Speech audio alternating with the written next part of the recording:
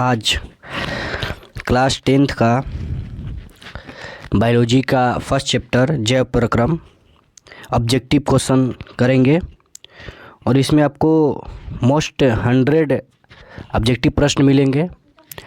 विद्यार्थी अगर एक बार इस प्रश्न को अच्छे से देख लेते हैं तो आपके एग्ज़ाम के लिए बहुत ही महत्वपूर्ण है। तो आप कोशिश कीजिए कि पूरे ऑब्जेक्टिव प्रश्नों को एक बार अच्छे तरीके से देख लीजिए। तो चलिए शुरुआत करते हैं अपने प्रश्न को। पहला प्रश्न है, मानव हृदय में कितने कोष्ठ होते हैं? ठीक है, मानव हृदय में कितने कोष्ठ होते हैं? तो देखिए, मानव के हृदय के अंदर कुल 4 चेम्बर होते हैं। ठीक है, 2 आलिंद होता है और 2 नीले होता है। तो मानव में कुल कितने हो गए? 4 कोष्ठ होते हैं। ठीक है, इसी तरह अगला है, रक्त क्या है? ठीक है, रक्त क्या है? तो रक्त एक तरल संयोजी उत्तक होता है। ठीक है, रक्त क्या होता है? तरल संयोजी उत्तक होता है। और इसे तरल संयोजी उत्तक क्यों कहते हैं? क्योंकि जब रक्त प्रवाह होता है धमनियों से होकर तो अपने साथ अन्य सभी उत्तकों को संयोजित कर लेता है, इसलिए इसे तरल संयोजी उत्तक कहा जाता है। आगे बढ़ते हैं, श्वसन। ठीक है, अगला प्रश्न है, श्वसन के अंतिम, ठीक है, श्वसन के अंतिम उत्पाद क्या है? तो श्वसन का जो अंतिम उत्पाद है वो कार्बन डाइऑक्साइड है और जल है। तो श्वसन का अंतिम उत्पाद क्या होता है?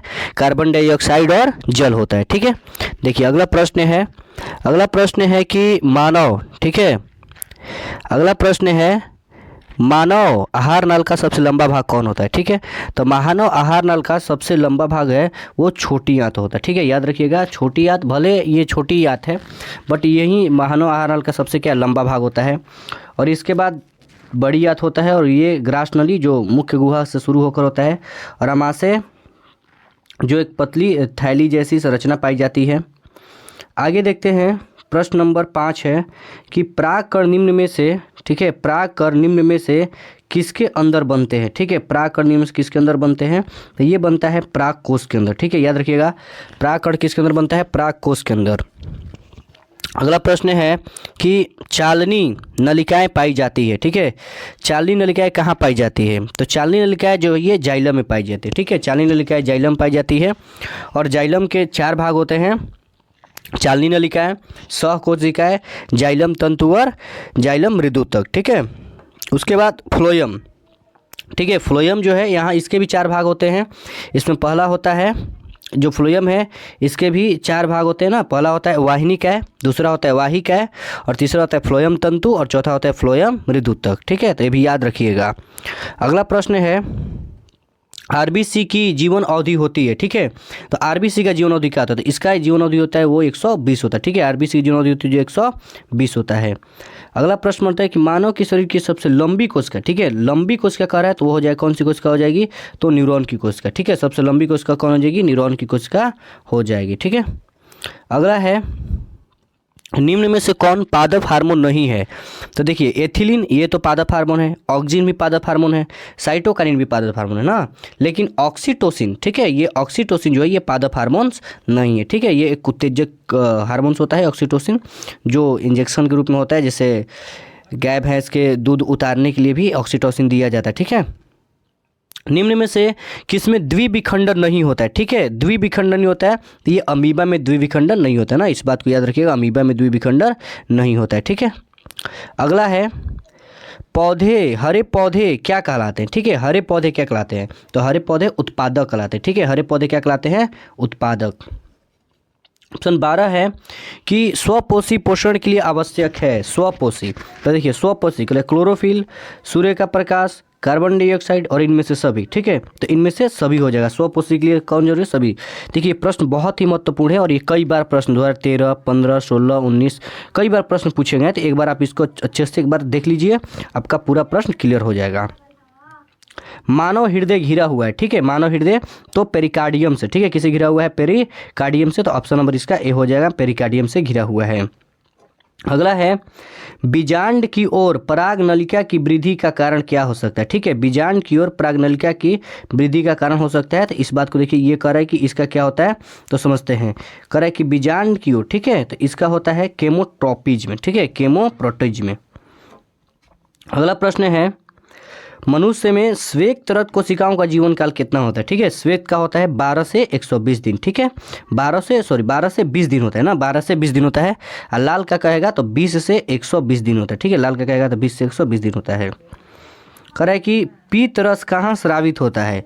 देखिए, अगर पीत रस कहेगा स्रावित कहाँ होता है, ये तो स्रावित यकृत होता है। लेकिन जमा कहाँ होता है? तो जमा होता है पित्ताशय में। ठीक है, जमा कहाँ होता है? तो पित्ताशय में। और स्रावित कहाँ होगा? वो यकृत यानी लीवर से होता है। अगला प्रश्न है, किस जीव में हीमोग्लोबिन नहीं बनता? ठीक है, किस जीव में हीमोग्लोबिन नहीं बनता है? तो मधुमक्खी में। ठीक है, मधुमक्खी में हीमोग्लोबिन नहीं बनता है। चलिए आगे देखते हैं। अगला प्रश्न है कि हीमोग्लोबिन के कमी के कारण कौन सा रोग होता है? ठीक है, हीमोग्लोबिन के कमी के कारण कौन सा रोग होता है? तो एनीमिया रोग होता है। ठीक है, एनीमिया, याद रखिए, एनीमिया रोग होता है। नेक्स्ट प्रश्न है 19 नंबर, मनुष्य के आहार नाल में अवशेषी अंग है। ठीक है, मनुष्य के आहार नाल में अवशेषी अंग होता है, तो ये कौन होता है? ठीक है, तो याद रखिएगा, इसके ऊपर एक मनुष्य के आहार नाल में एक अंगुलीनुमा संरचना होती है। ठीक है, एक अंगुलीनुमा संरचना पाई जाती है जिसको हम लोग क्लोन बोलते हैं। ठीक है, याद रखिएगा, इसको हम लोग क्या बोलते हैं?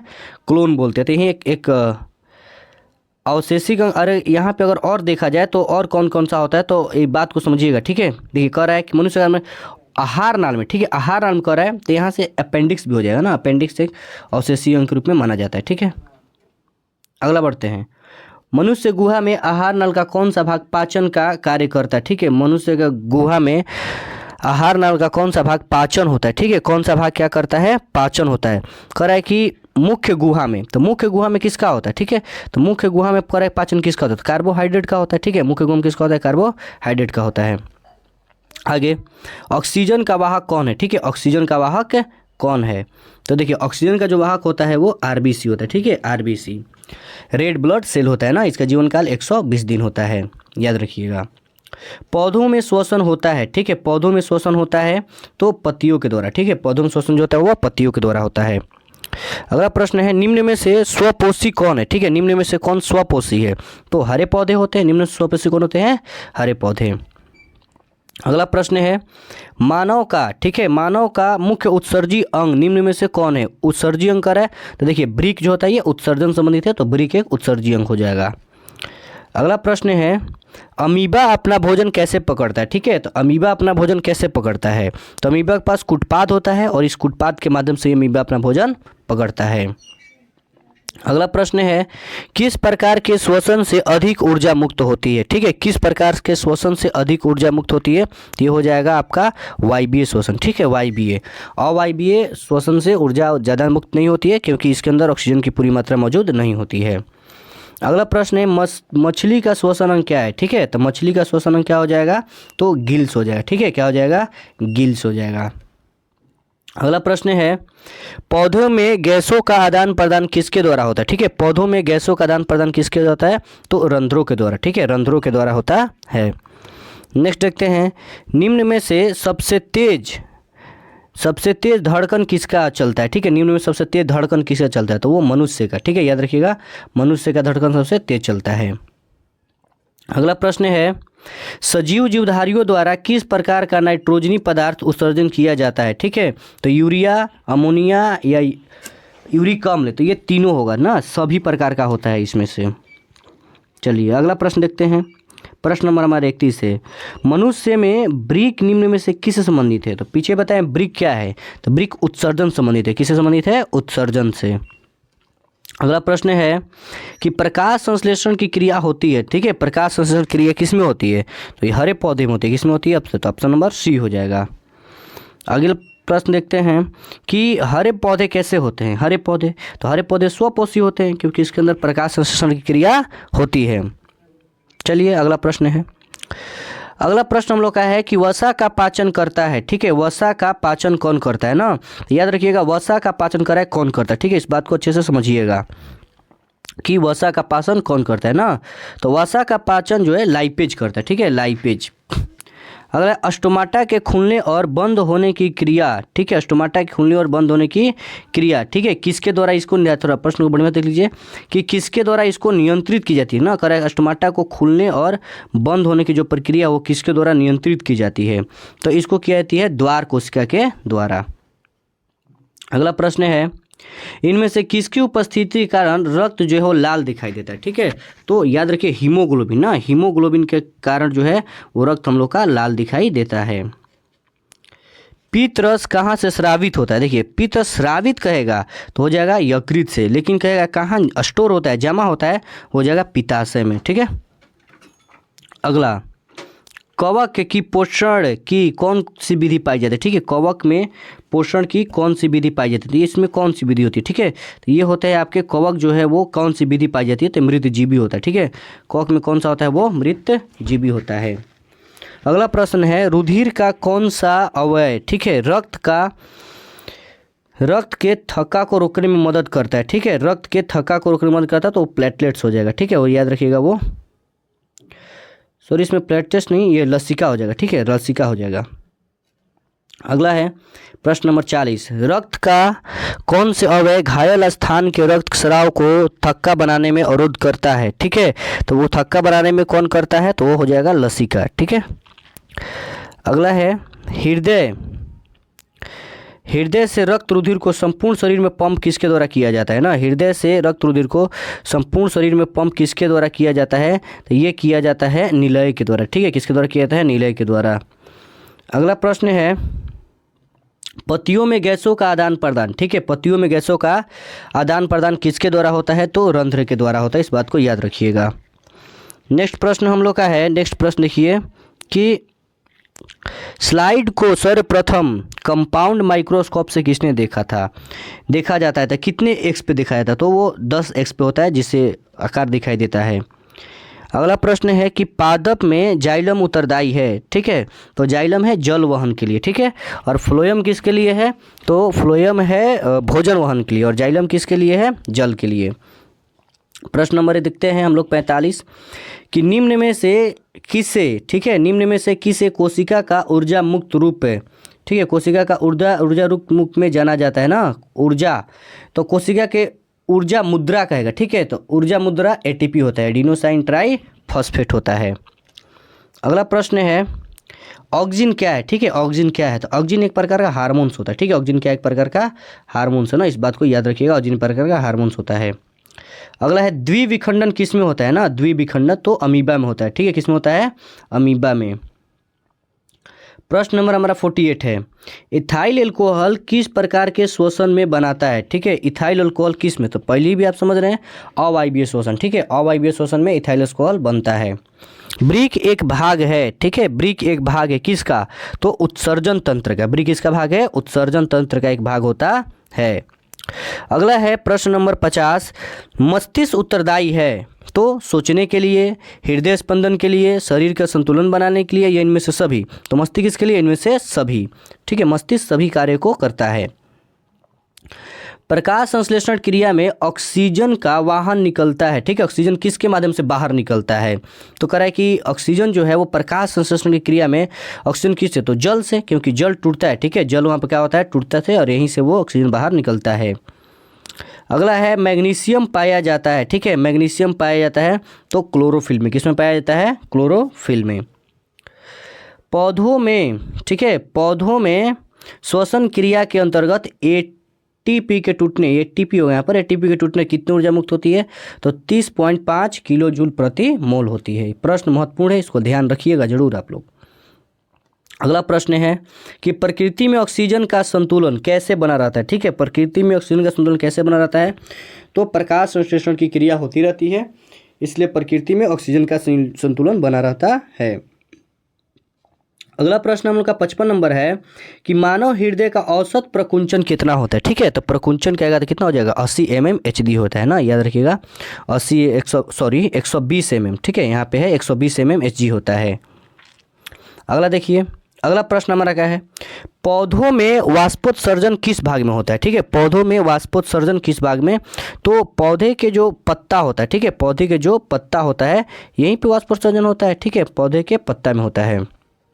अगला प्रश्न है कि सजीव में निम्न में से कौन जैव प्रक्रम पाए जाते हैं? सजीव में निम्न में से कौन से? तो श्वसन भी होता है, पोषण भी होता है, जनन भी, तो इनमें से सभी होते हैं, सभी जैव प्रक्रम पाए जाते हैं, ठीक है। अगला है अमीबा। अमीबा अपना भोजन किसके द्वारा ग्रहण करता है? तो अमीबा अपना भोजन कुटपाद के द्वारा ग्रहण करता है। अमीबा जो अपना भोजन ग्रहण करता है वो कुटपाद के द्वारा ग्रहण करता है। अगला प्रश्न है कि पैरामीशियम एवं अमीबा जैसे एकोष्कीय जीवों में पाई जाने वाली पोषण की विधि कौन सी है? तो पैरामीशियम और अमीबा, ठीक है, इसमें कैसे पोषण की विधि पाई जाती है? तो ये तो आपको पता है कि ये दूसरे पर क्या होते हैं, एक दूसरे पर निर्भर होते हैं। और अमीबा में है, पैरामीशियम में, तो इसमें कैसे पाए जाते हैं भोजन? तो इसमें हो जाएंगे आपके प्राणी समपोषी, ठीक है, प्राणी समपोषी होते हैं। अगला है प्रश्न हमारा, देखते हैं 60। ट्रिप्सिन नामक एंजाइम पाया जाता है, ठीक है, ट्रिप्सिन कह रहा है कि ट्रिप्सिन, देखिए कह रहा है कि ट्रिप्सिन नामक एंजाइम कहाँ पाया जाता है, ठीक है, ट्रिप्सिन नामक एंजाइम कहाँ पाया जाता है? तो ये होता है अग्नाशय रस में। कहाँ होता है? अग्नाशय रस में, ठीक है। अगला प्रश्न है कि पेप्सी नामक एंजाइम, ठीक है, पेप्सी नामक जो एंजाइम है वो भोजन को किस में बदल देता है? ठीक है, पेप्सी नाम किस में बदल देता है? तो पेप्टॉन में। किस में बदल देता है? पेप्टॉन में। अगला प्रश्न नंबर 62 है, ठीक है, मनुष्य के पाचन का क्रिया कहाँ से आरंभ होता है? तो पाचन का क्रिया आरंभ हो जाता है मुख्य गुहा से, ठीक है, कहाँ से आरंभ हो जाता है? वो मुख्य गुहा से आरंभ हो जाता है, ठीक है। अगला है दंत अस्थि क्षय का कारण क्या है? दंत अस्थि क्षय का कारण क्या है? तो देखिए दंत अस्थि क्षय का कारण क्या है? मीठे चीज़ों का खाना, दांतों का सफाई न करना, बैक्टीरिया द्वारा अम्ल निर्माण, या इनमें से सभी? तो देखिए इनमें से क्या है? सभी, ठीक है, यही इनमें से सभी है।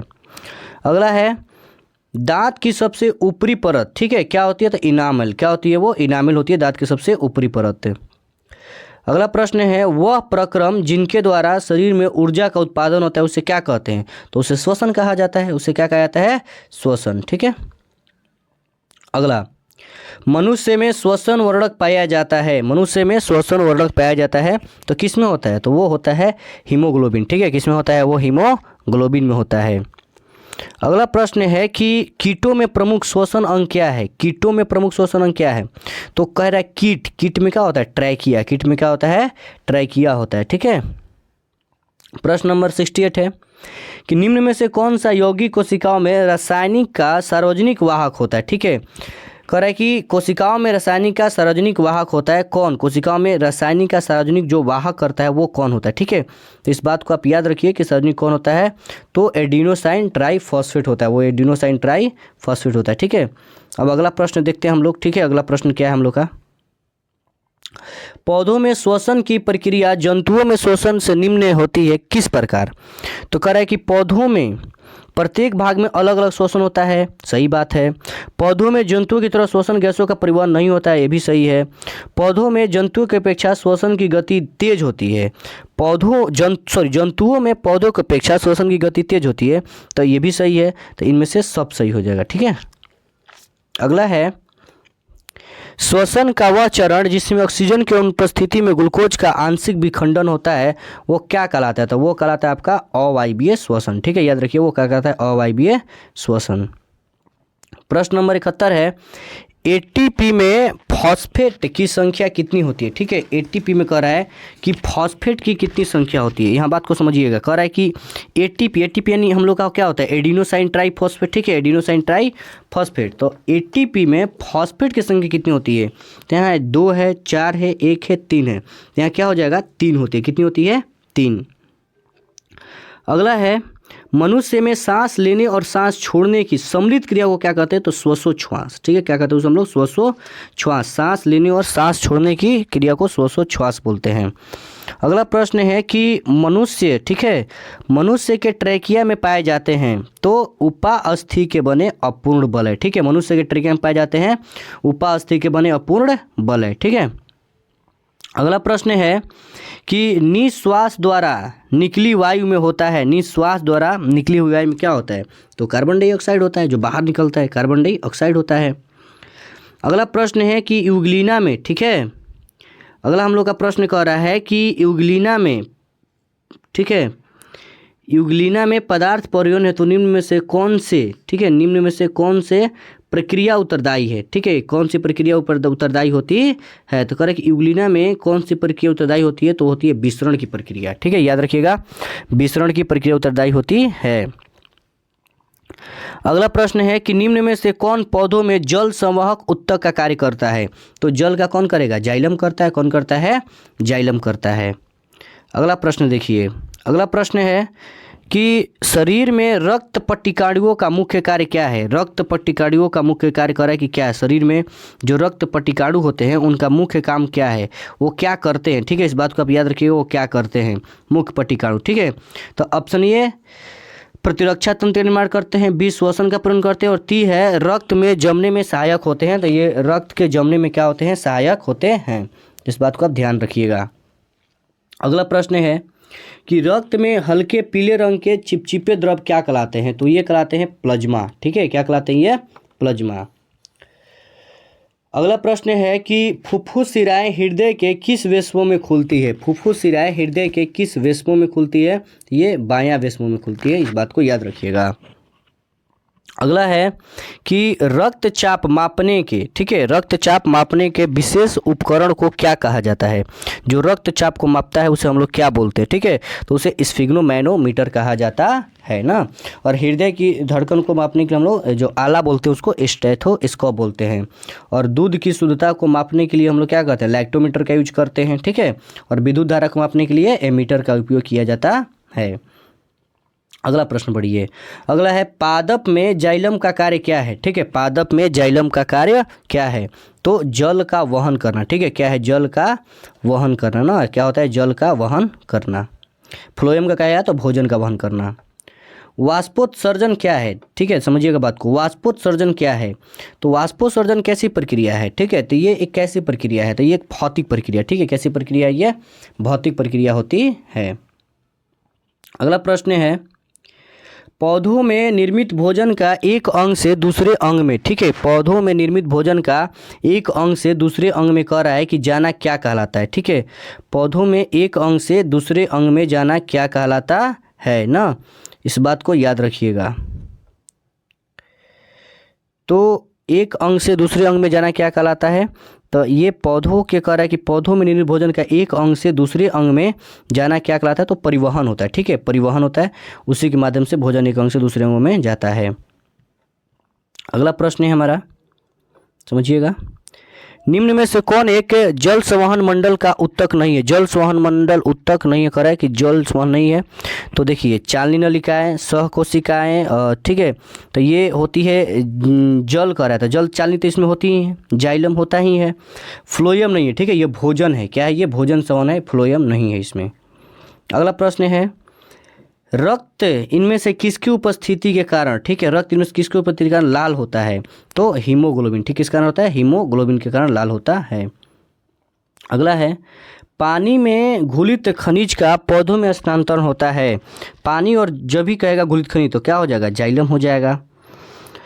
पौधों में खाद्य पदार्थों का स्थानांतरण, ठीक है, पौधों में खाद्य पदार्थों का स्थानांतरण किस रूप में होता है। ठीक है, खाद्य पदार्थों का कर है कि स्थानांतरण पौधों में, तो जो भी पौधे में भोजन बनेंगे, ठीक है, वो किस रूप में जाते हैं, तो वो जाते हैं आपके किस रूप में, तो सुक्रोज के रूप में। ठीक है, याद रखिए किस रूप में जाते हैं, वो सुक्रोज के रूप में होता है। ठीक है, अगला प्रश्न है कि फ्लोएम में खाद्य पदार्थों का परिवहन, फ्लोएम में खाद्य पदार्थों का परिवहन किस दिशा में होता है, तो ऊपर और नीचे दोनों दिशा में होता है। ठीक है, याद रखिएगा ऊपर और नीचे दोनों दिशा में होता है।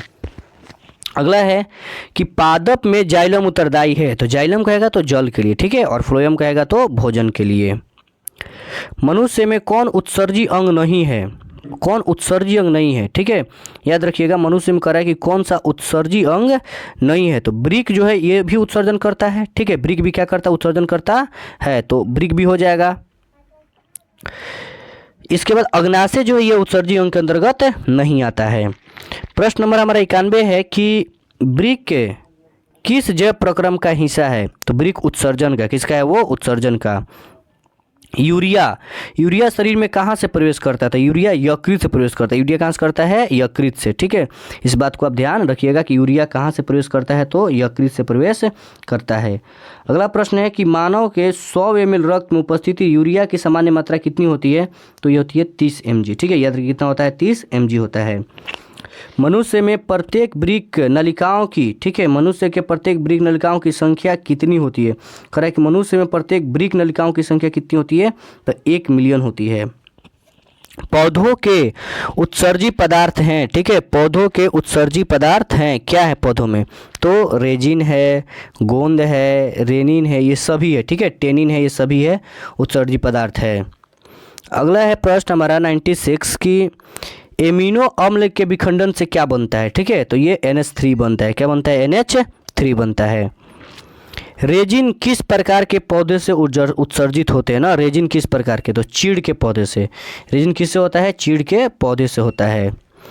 प्रश्न नंबर 98 है कि मनुष्य में रक्त क्षमता है। ठीक है, मनुष्य में रक्त किसके? तो वुमेन संपुट हो जाएगा। ठीक है, वुमेन संपुट के माध्यम से क्षमता है। अगला प्रश्न है ब्रिक। ठीक है, ब्रिक एक भाग है, तो ब्रिक किसका भाग है? तो उत्सर्जन का भाग है। किसका भाग है? उत्सर्जन का। प्रत्येक गुद्दे में कितने नेफ्रॉन होते हैं? ठीक है, प्रत्येक कह रहा है कि प्रत्येक गुद्दे में कितने हमारे नेफ्रॉन पाए जाते हैं। ठीक है, याद रखिए इस बात को कि कितने नेफ्रॉन होते हैं। तो इसमें कुल नेफ्रॉनों की संख्या कितनी होती है? 12 लाख। ठीक है, याद रखिएगा 12 लाख। तो आप इस पूरे प्रश्न को देखिएगा और आप कमेंट कीजिएगा कि आप कितने सही कर पा रहे हैं। अगर एक बार अच्छे से आप पूरे सीरीज को देख लेते हैं और आप कोशिश कीजिए कि आप ये सभी प्रश्नों को अच्छे से लगाएं और एक बार आप कमेंट करिए कि आपको इस तरह के और भी प्रश्न चाहिए, तो हम और भी हर जितने भी सब्जेक्ट हैं उन सबका चैप्टर बाय चैप्टर हम प्रोवाइड करा देंगे। तो जय हिंद।